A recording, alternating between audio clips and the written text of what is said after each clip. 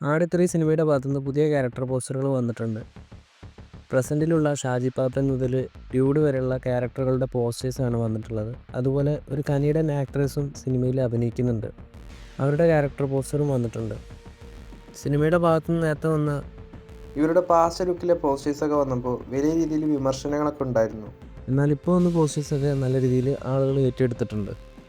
ആട് 3 സിനിമ അത്യാവശ്യം പണം മുടക്കി ചെയ്യുന്ന സിനിമയാണ്. അതുപോലെ ടൈം ട്രാവൽ ചിത്രം കൂടിയാണെന്ന് റിപ്പോർട്ടുകൾ വരുന്നുണ്ട്.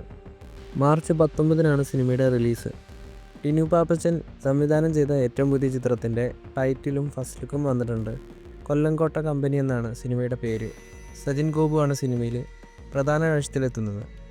സർവ്വമായയ്ക്ക് ശേഷം റിയ ഷിബു അഥവാ ഡെല്ലിലു അടുത്തതായിട്ട് അഭിനയിക്കുന്ന മലയാള സിനിമയാണ് അതിരടി. ഈ ഒരു സിനിമയുടെ ഭാഗത്തുനിന്ന് റിയ ഷിബുവിൻ്റെ ക്യാരക്ടർ പോസ്റ്റർ വന്നിട്ടുണ്ട്.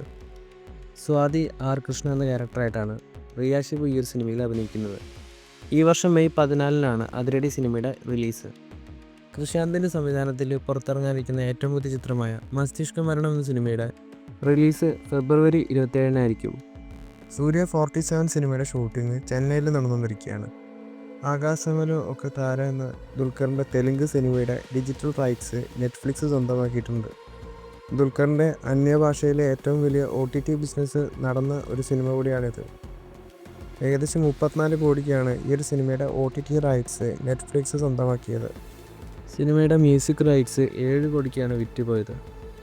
ആം ഗെയിമിന് ശേഷം ജിത്തുമാധവൻ സിനിമയാണ് ദുൽഖർ അടുത്തതായിട്ട് ചെയ്യാൻ പോകുന്നത്. ആ ഒരു സിനിമയ്ക്ക് ശേഷം പ്രവീൺ ചന്ദ്രൻ സംവിധാനം ചെയ്യുന്ന ഒരു സിനിമയും അണിയറയിൽ ഒരുങ്ങുന്നുണ്ട്. ദീപു പ്രദീപാണ് ഈ ഒരു സിനിമയുടെ സ്ക്രിപ്റ്റ്.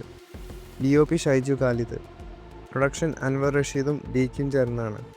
സിനിമ ഒരു കോമഡി എൻ്റർടൈനർ ആയിരിക്കുമെന്നാണ് റൂമേഴ്സ് വരുന്നത്.